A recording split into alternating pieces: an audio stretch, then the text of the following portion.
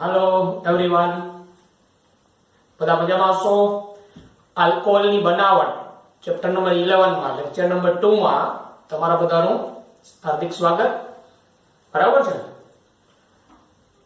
મને આશા છે કે પહેલો લેક્ચર તમે વ્યવસ્થિત જોયો હશે અભ્યાસ કરેલો હશે તો એસિડ ઉદ્દીપકીય હાઇડ્રેશન દ્વારા આલ્કોહોલની બનાવટમાં આપણે આગળ વધતા હતા એમાં આલ્કીન માંથી એસિડ ઉદ્દીપકીય હાઇડ્રેશન દ્વારા આપણે જોયું હતું આલ્કીન માંથી બરાબર આલ્કીન માંથી એસિડ ઉદ્દીપકીય હાઇડ્રેશન દ્વારા બનાવટ તો આપણે જોઈ લીધી ક્રિયાવિધિ પણ જોઈ લીધી ક્રિયાવિધિ લખીને પ્રિપેર કરવાની એટલે એની ક્રિયાવિધિમાં તમે જોયું હોય તો મધ્યવર્તી કાર્બોકેટાયન બનતો હતો કાર્બોકેટાયન તો જે રાસાયણિક પ્રક્રિયામાં ઇન્ટરમીડિયેટ કાર્બોકેટાયન બને તો એમાં રીઅરેન્જમેન્ટ શક્ય બને પુનઃ ગોઠવણી તો પુનઃ ગોઠવણીનું ઉદાહરણ આપણે અહીંયા જોઈએ અહીંયા આપણે આપેલો છે alkene 3-methyl but 1-in 3-methyl but 1-in H2O acid ઉદ્દીપકની હાજરીમાં તો અહીંયા તમને 2-methyl butane 2-ol મળે છે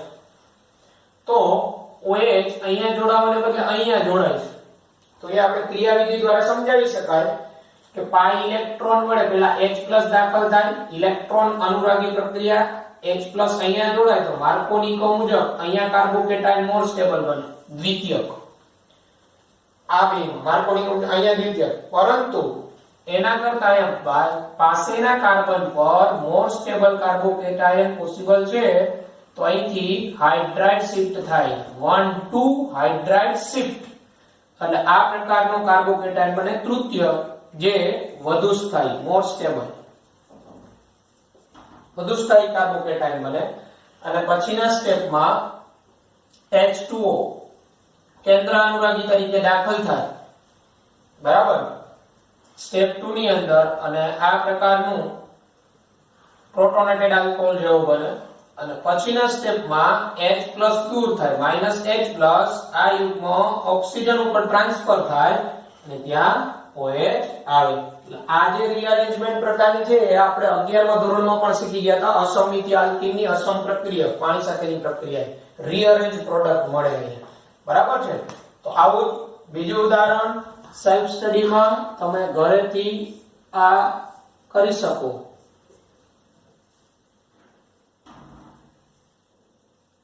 H2O H+ ની હાજરીમાં તો અહીંયા શું પ્રોડક્ટ મળે સેલ્ફ બરાબર છે તો આ રીતે એસિડ ઉદ્દીપકીય હાઇડ્રેશન દ્વારા પછીની બનાવટ આપણે હાઇડ્રોબોરેશન ઓક્સિડેશન જોઈએ તો આલ્કીન માંથી પછી સેકન્ડ પ્રિપરેશન હાઇડ્રોબોરેશન ઓક્સિડેશન દ્વારા તો આલ્કીન પ્રોપીન ની ડાયબોરેન સાથેની પ્રક્રિયા ડાયબોરેન સાથેની પ્રક્રિયાથી અહીંયા અસમિતિ આલ્કીનમાં જે કાર્બન પાસે હાઇડ્રોજન ઓછા એની સાથે H જોડાય અને જેની પાસે હાઇડ્રોજન વધુ એની સાથે B જોડાય એટલે આ આમ જોવો તો BH3 ટ્વાઇસ છે અહીંયા એક પ્રોપીન અહીંયા 3 મોલ પ્રોપીન આપણે વાપરીએ તો 3 મોલ પ્રોપેન 1 ઓલ મળે 3 મોલ પ્રોપીન આપણે લઈએ તો અહીંયા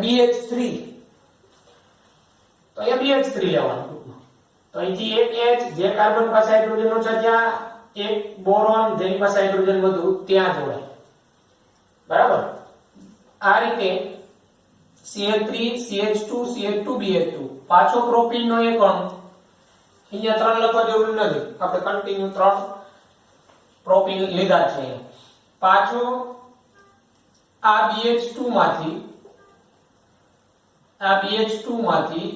એક H જે કાર્બન પાસે હાઇડ્રોજન ઓછા ત્યાં અને બોરોન જેની પાસે હાઇડ્રોજન વધુ ત્યાં જોડાય એટલે આ રીતે CH3 CH2 CH2 twice BH પાછો એક H જેની પાસે હાઇડ્રોજન ઓછા ત્યાં બોરોન જે કાર્બન પાસે હાઇડ્રોજન વધુ ત્યાં આમ B સાથે 3 પ્રોપાઇલ જોડાય જેને ટ્રાઇપ્રોપાઇલ બોરેન કહેવાય અને ટ્રાઇપ્રોપાઇલ બોરેન નું હાઇડ્રોજન પેરોક્સાઇડ ની હાજરીમાં બેઝિક માધ્યમમાં પ્રક્રિયા થાય અને પછી જળ વિભાજન કરતા પ્રોપેન 1 ઓલ મળે. તો આ જે પ્રક્રિયા છે તે પ્રતિ માર્કોનિકોવ ને અનુસરે છે. કોને અનુસરે છે? પ્રતિ માર્કોનિકોવ ને અનુસરે. અને આગળની આપણે જોઈ હતી એસિડ ઉદ્દીપકીય હાઇડ્રેશન માર્કોનિકોવ ને અનુસરતી હતી. આ પ્રતિ માર્કોનિકોવ ને અનુસરે. એટલે આપને પ્રક્રિયા પરિસ્થિતિમાં પ્રથમ સ્ટેપમાં ડાયબોરેન દેખાય, બીજા સ્ટેપમાં H2O2 OH- જળ વિભાજન, તો જે કાર્બન પાસે હાઇડ્રોજન વધુ ત્યાં OH જોડાય. બરાબર, પ્રતિ માર્કોનિકોવ મુજબ. આ પછી એની મિકેનિઝમ ની વાત કરીએ તો ક્રિયાવિધિમાં પ્રોપીન પ્લસ BH3, તો આ પાઈ ઇલેક્ટ્રોન, આ બોરોન ઇલેક્ટ્રોન મેળવવાની વૃત્તિ ધરાવતો હોય છે, લુઈસ એસિડ તરીકે વર્તે. તો પાઈ ઇલેક્ટ્રોન મેળવે. હવે જો અહીંયા જોડાય તો અહીંયા આંશિક ધન, તો અહીંયા આંશિક ધન આવે ને મોર સ્ટેબલ હોય કારણ કે અહીંયા દાતા સમૂહ, એટલે અહીંયા આંશિક ધન ચાર્જ અને આ રીતે BH3 કોમ્પ્લેક્સ 1 બને. બરાબર, ટ્રાન્ઝિશન સ્ટેટ. પછી હવે આ આંશિક ધન હોય ને મેળવવાની વૃત્તિ, એટલે અહીંથી આ H- તરીકે ત્યાં દાખલ થાય. આ રીતે 4 સેન્ટર્ડ સાયક્લિક ટ્રાન્ઝિશન સ્ટેટ 2 રચાય. 4 સેન્ટર 1 2 3 4 સાયક્લિક ટ્રાન્ઝિશન સ્ટેટ. આ આંશિક ઋણ હોય, આ આંશિક ધન હોય. અને પછીના સ્ટેપમાં અહીંથી H આ કાર્બન સાથે જોડાય, CH3 CH2 CH2 BH2. આવું સેમ આ જ પ્રકારે બે વખત થાય. પાછો પ્રોપીન નો એક અણુ CH3 CH2 CH2 twice BH, પાછો પ્રોપીન નો એક અણુ CH3 CH2 CH2 thrice B, ટ્રાઇપ્રોપાઇલ Warren. અને પછી H2O2 વડે આનું જળ વિભાજન થઈ અને 3 OH દાખલ થાય અને પ્રોપેન 1 ઓલ મળે. બરાબર, તો આ રીતે હાઇડ્રોબોરેશન ઓક્સિડેશન ની મિકેનિઝમમાં અહીંયા તમને આન્સર મળે કે શા માટે બોરોન છે જે કાર્બન પાસે હાઇડ્રોજન વધુ હોય ત્યાં જોડાય. તો એનું રીઝન વચ્ચેના કાર્બન પર આંશિક ધન ચાર્જ આ પ્લસ આયન ને કારણે મોર સ્ટેબલ હોય પરિણામ. અને પછી આની મેળવવાની વૃત્તિ હોય એટલે અહીંયા H- તરીકે ત્યાં જોડાય.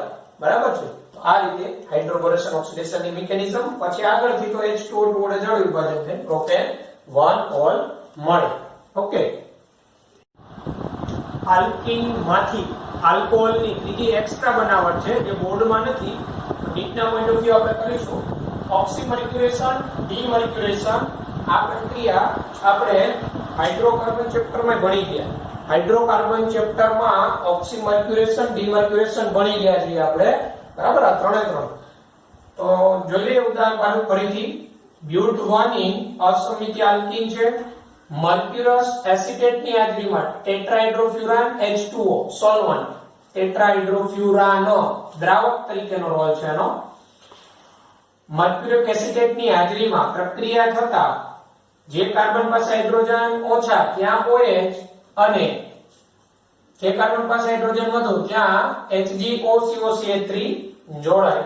અને પછીના સ્ટેપમાં સોડિયમ બોરોહાઇડ્રેટ વડે રિડક્શન થઈ જેને ડીમર્ક્યુરેશન કહેવાય, HgOCOCH3 દૂર થાય, બ્યુટેન 2 ઓલ મળે. એટલે બ્યુટવાનિન તો બ્યુટેન 2 ઓલ, પ્રોપવાનિન તો પ્રોપેન 2 ઓલ. એટલે માર્કોનિકોવ ને અનુસરે ખરી પણ નો રીઅરેન્જમેન્ટ, કારણ કે આમાં કોઈ મધ્યવર્તી કાર્બોકેટાયન બનતો નથી. એટલે ઓક્સીમર્ક્યુરેશન, ડીમર્ક્યુરેશન આલ્કીન નું અપ્રત્યક્ષ રીતે પાણીનો અણુ ઉમેરાય.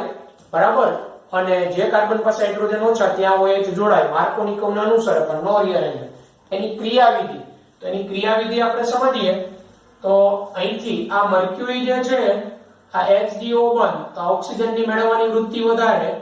આ મર્ક્યુરી અહીંથી આ યુગ્મ ઓક્સિજન મેળવતો હોય તો આની પાસે ઉણપ થાય, અહીંથી આ પાઈ ઇલેક્ટ્રોન Hg ને પ્રદાન કરે, અહીંથી આ O- થાય, CH3COO- દૂર થાય.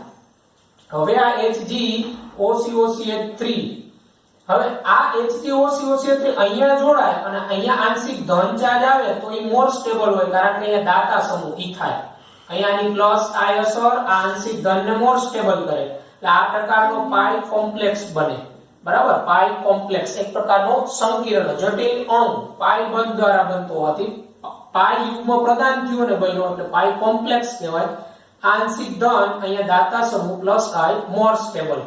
પછીના સ્ટેપમાં હવે આંશિક ધન કાર્બનની મેળવવાની વૃત્તિ હોય, H2O માંથી ઓક્સિજન પાસે લોન પેર યુગ્મને પ્રદાન થાય, આ રીતે પાણીનો અણુ દાખલ થાય, બરાબર, H2O દાખલ થાય અને એક પ્રકારનું પ્રોટોનેટેડ આલ્કોહોલ જેવું બને મર્ક્યુરી યુક્ત.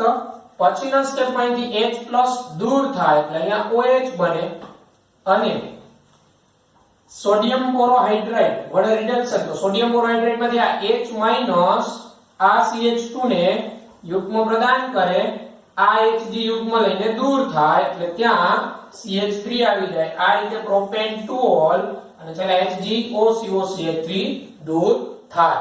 આ ઓક્સીમર્ક્યુરેશન ડીમર્ક્યુરેશન ની મેકેનિઝમ છે. માર્કોનિકોના અનુસારે પણ નો રીઅરેન્જમેન્ટ, બરાબર છે. તો આ રિએક્શન બોર્ડમાં કરવાની જરૂર નથી પણ નીટના પોઈન્ટ ઓફ વ્યૂ કરવી જરૂરી. હાઇડ્રોકાર્બનમાં તમે ઓલરેડી કરેલી છે, અહીંયા મેં પાછી તમને યાદ અપાવી દીધી, બરાબર છે. તો આ રીતે આ અસમિત આલ્કી તમને એક આપેલો છે, એસિડ ડિહાઇડ્રેશન, હાઇડ્રોબોરેશન ઓક્સિડેશન, ઓક્સીમર્ક્યુરેશન, ડીમર્ક્યુરેશન. તો આ ત્રણેયમાં શું પ્રોડક્ટ મળે એ તમારે જણાવવાનું છે. A પ્રોડક્ટ શું હોય, B શું હોય, C શું હોય, સેલ્ફ સ્ટડી માટે, બરાબર છે. ક્રિયા લીધી હોય અને જવાબ આપો. પછી સેકન્ડ કાર્બોનિલ સંયોજનમાંથી, કાર્બોનિલ સંયોજન C નિબંધો વાળા સંયોજનમાંથી આલ્કોહોલની બનાવટ. કાર્બોનિલ સંયોજનમાંથી કઈ રીતે બનાવીશું? તો પહેલા આલ્ડીહાઇડ કીટોન દ્વારા, આલ્ડીહાઇડ કીટોન સંયોજનોના રિડક્શન દ્વારા, આલ્ડીહાઇડ કીટોન સંયોજનનું રિડક્શન, આલ્ડીહાઇડ અને કીટોનનું રિડક્શન સોડિયમ બોરોહાઇડ્રેટ અથવા લિથિયમ એલ્યુમિનિયમ હાઇડ્રેટ અથવા ધાતુ H2, platinum H2, nickel H2, palladium H2 ની હાજરીમાં થતા આલ્ડીહાઇડ પ્રાથમિક આલ્કોહોલ આપે, જ્યારે કીટોન એ દ્વિતીયક આલ્કોહોલ આપે. આ પણ MCQ ની દ્રષ્ટિએ અગત્યના. આલ્ડીહાઇડ ના રિડક્શન થી કયા પ્રકારનું આલ્કોહોલ બને? પ્રાથમિક. કીટોન ના રિડક્શન થી કયા પ્રકારનું આલ્કોહોલ બને? દ્વિતીયક. અહીંયા reaction aldehyde RCHO, platinum H2 અથવા સોડિયમ બોરોહાઇડ્રેટ અથવા લિથિયમ એલ્યુમિનિયમ હાઇડ્રેટ ની હાજરીમાં રિડક્શન થતા રિડક્શન પ્રક્રિયા થઈ CHO નું રૂપાંતરણ CH2OH માં થાય. 4 મોલ આલ્ડીહાઇડ ત્યાં 1 મોલ સોડિયમ બોરોહાઇડ્રેટ એટલે 1 મોલ લિથિયમ એલ્યુમિનિયમ હાઇડ્રેટ વપરાય. એવી રીતે કીટોન ધાતુ H2 અથવા સોડિયમ બોરોહાઇડ્રેટ અથવા લિથિયમ એલ્યુમિનિયમ હાઇડ્રેટ, તો અહીંયા C દ્વિબંધ O નું રૂપાંતરણ CHOH માં થાય, દ્વિતીયક આલ્કોહોલ બને. ઉદાહરણ તરીકે અહીંયા તમે ઇથેનોલ તો ઇથેનોલ, પ્રોપેનોલ તો પ્રોપેનોલ, બરાબર, પ્રોપેનોન તો પ્રોપેન 2ઓલ, બ્યુટેનોન તો બ્યુટેન 2ઓલ મળે. ઓકે, હવે આ પ્રક્રિયાની ક્રિયા વિધિ. તો આ પ્રક્રિયા છે ને એક પ્રકારની કેન્દ્ર અનુરાગી યોગશીલ પ્રક્રિયા છે, બરાબર. તો અહીંયા આપણે આ BH4- હોય સોડિયમ બોરોહાઇડ્રેટ Na+ BH4-, આવી રીતે લિથિયમ એલ્યુમિનિયમ હાઇડ્રેટ હોય તો Li+ AlH4-, તો આમાંથી કેન્દ્ર અનુરાગી તરીકે H- આ કાર્બોનિલ કાર્બનમાં આંશિક ધન કાર્બનને આ H- યુગ્મ પ્રદાન કરે, આ યુગ્મ ઓક્સિજન ઉપર જાય એટલે આ પ્રકારનું મધ્યવર્તી બને. પછીના સ્ટેપમાં જળ વિભાજન થાય. આપણી ટેક્સ્ટ બુકમાં અહીંયા હકીકતે હાઇડ્રોલિસિસ થાય એવું સેકન્ડ સ્ટેપ આપેલું નથી પણ આવે ખરું. હાઇડ્રોલિસિસ થાય અને આ O- H+ મેળવી અને આ રીતે આલ્કોહોલ બને. આ પ્રક્રિયા કેન્દ્ર અનુરાગી યોગશીલ પ્રક્રિયાનું ઉદાહરણ છે. આ જ reaction aldehyde ketone carboxylic acid ચેપ્ટરમાં આલ્ડીહાઇડ કીટોનની કેન્દ્ર અનુરાગી યોગશીલ પ્રક્રિયાના ઉદાહરણ તરીકે આવશે, ત્યાં પાછી રિપીટ થશે. ત્યાં હું કહીશ આપણે જાણીએ છીએ કે, ત્યારે બધા જાણતા હોવા જોઈએ, બરાબર છે.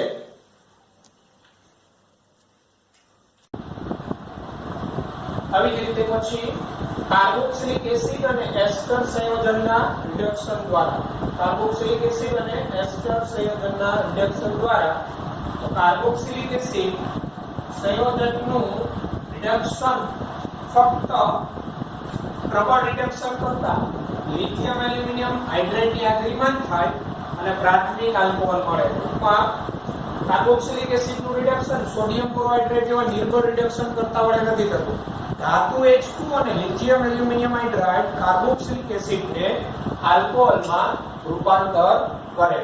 Carboxylic acid COH lithium aluminium hydride mechanism આગળ જોઈએ મુજબ જ કાર્બોનિલ કાર્બન ઉપર H માઈનસ દાખલ થાય, પછી આમાંથી OH દૂર થાય અને ઓક્સિજન આને પાછો H માઈનસ મળે. લિથિયમ એલ્યુમિનિયમ હાઇડ્રાઇડ સેકન્ડ સ્ટેપમાં જળ વિભાજન પ્રાથમિક આલ્કોહોલ COH નું CH2OH. ઇથેનોઇક એસિડ માંથી તમારે ઇથેનોલ બનાવવો હોય તો લિથિયમ એલ્યુમિનિયમ હાઇડ્રાઇડ અથવા ધાતુ H2 લઈ શકો. સેકન્ડ સ્ટેપમાં જળ વિભાજનથી તમે આલ્કોહોલ બનાવી શકો.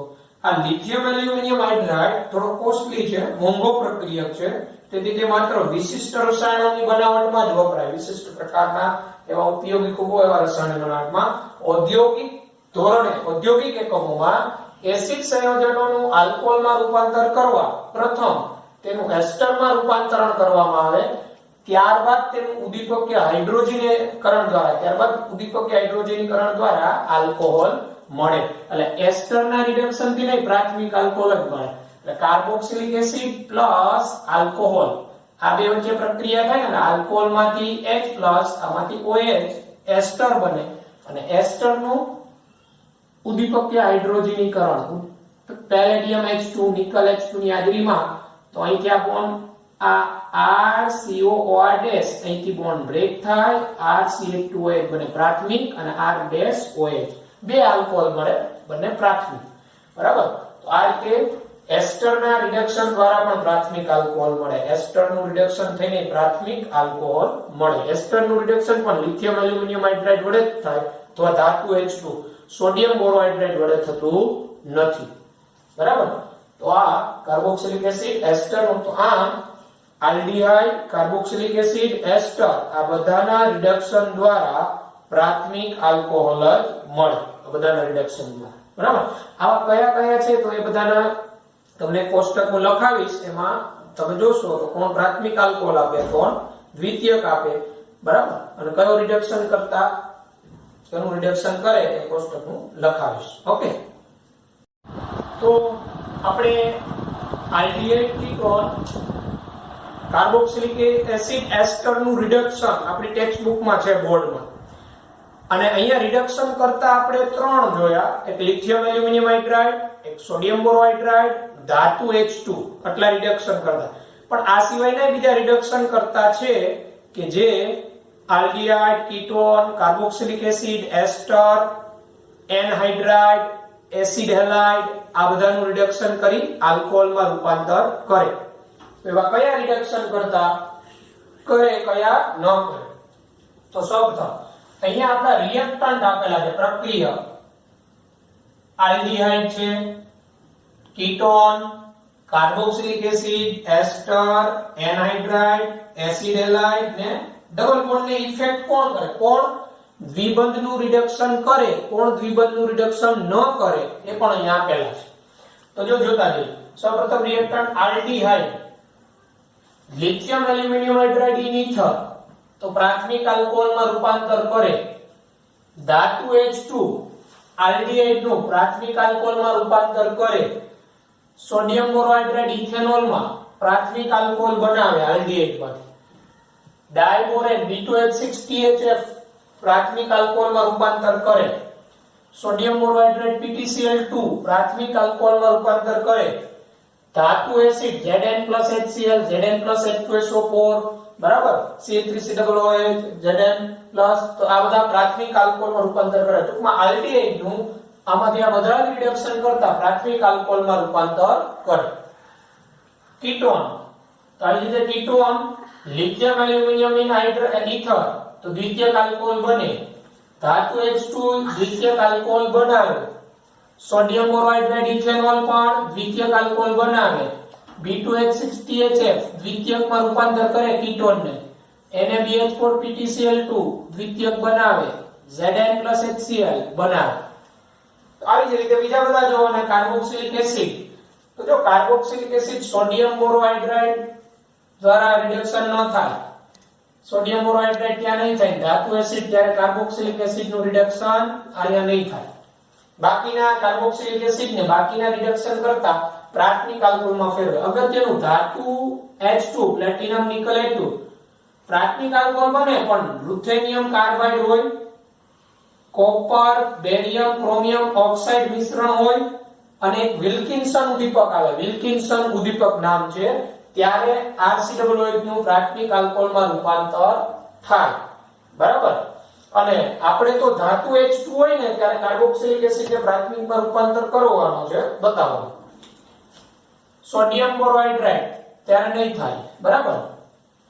ડાયબોરેન ત્યારે કાર્બોક્સિલિક એસિડ નું રિડક્શન થાય, પ્રાથમિક આલ્કોહોલ બને. એસ્ટર તો એસ્ટર લિથિયમ એલ્યુમિનિયમ હાઇડ્રેટ ની હાજરીમાં પ્રાથમિક આલ્કોહોલ બનાવે, ધાતુ H2 પ્લેટિનમ નિકલ બનાવે, પણ સોડિયમ બોરોહાઇડ્રેટ ઇથેનોલ ન બનાવે. B2H6 THF બને, અહીંયા ન બને. પછી એ રીતે એનહાઇડ્રેટ સ્વરૂપ તો એ પણ પ્રાથમિક આલ્કોહોલ બનાવે, લિથિયમ એલ્યુમિનિયમ હાઇડ્રેટ ઈથર ની હાજરીમાં બનાવે, ધાતુ H2 ની હાજરીમાં બનાવે, અહીંયા નહીં બને. સોડિયમ બોરોહાઇડ્રેટ ઇથેનોલ નહીં બને. B2H6 THF બને, બાકીનામાં નહીં બને. એસિડ હેલાઇડ તો acid halide lithium aluminium hydride in ether તો રિડક્શન થી પ્રાથમિક આલ્કોહોલ બનાવે. અહીંયા એસિડ હેલાઇડ નું પ્રાથમિક આલ્કોહોલ બને, પરંતુ જો લિન્ડલર્સ ઉદ્દીપક હોય તો, બરાબર, પ્રાથમિક આલ્કોહોલ બને પણ જો લિન્ડલર્સ ઉદ્દીપક હોય ને તો આલ્ડીહાઇડ જ બને, તો પ્રાથમિક ન બને, આલ્ડીહાઇડ પ્રક્રિયા અટકી જાય. સોડિયમ બોરોહાઇડ્રેટ ઇથેનોલ બનાવે, B2H6 THF ન બને, સોડિયમ બોરોહાઇડ્રેટ PTCl2 ન બને, અહીંયા પણ ન બને. એટલે એસિડ હેલાઇડ નું કયા રિડક્શન કરતા પ્રાથમિક આલ્કોહોલમાં ફેરવે એ આપણે. પછી દ્વિબંધ હોય RCH દ્વિબંધ CHR, lithium aluminium hydride in ether હોય, બરાબર. લિથિયમ એલ્યુમિનિયમ હાઇડ્રેટ H2O હોય ને તો રિડક્શન થઈ જાય, બરાબર. Lithium aluminium hydride in ether તો અહીંયા ArCH દ્વિબંધ CH2 નું ArCH2CH3 માં થાય, એટલે અહીંયા ફિનાઇલ રિંગ હોય ને તો થાય, બાકી RCH દ્વિબંધ CH2 નું ન થાય. Lithium aluminium hydride in ether. ધાતુ H2 તો થાય, ધાતુ H2 ડબલ બોન્ડ ને અસર કરે, દ્વિબંધ નું રિડક્શન કરે, બંને જગ્યાએ હાઇડ્રોજન ઉમેરાય, RCH2CH2R બને. સોડિયમ બોરોહાઇડ્રેટ ઇથેનોલ ન થાય. B2H6 THF થાય, સોડિયમ બોરોહાઇડ્રેટ PTCl2 થાય, અને ધાતુ એસિડ માં ન થાય. તો ડિયર સ્ટુડન્ટ, આ જે કોષ્ટક છે વ્યવસ્થિત રીતે લખી અને પ્રિપેર કરવાનું, કયું રિડક્શન કરતા કોનું શેમાં રિડક્શન કરે. આ સિવાયના જે ઘણા બીજા રિડક્શન કરતા છે જે તમને આગળ હું લખાવીશ, અથવા એક તમને પેજ PDF દ્વારા મોકલી આપીશ રિડક્શન કરતાની. અહીંયા જે ધ્યાન રાખવાનું, ડબલ બોન્ડ ને કોણ અસર કરે, કોણ ન કરે, બરાબર. ટ્રિપલ બોન્ડ ને કોણ અસર કરે, ન કરે, બરાબર.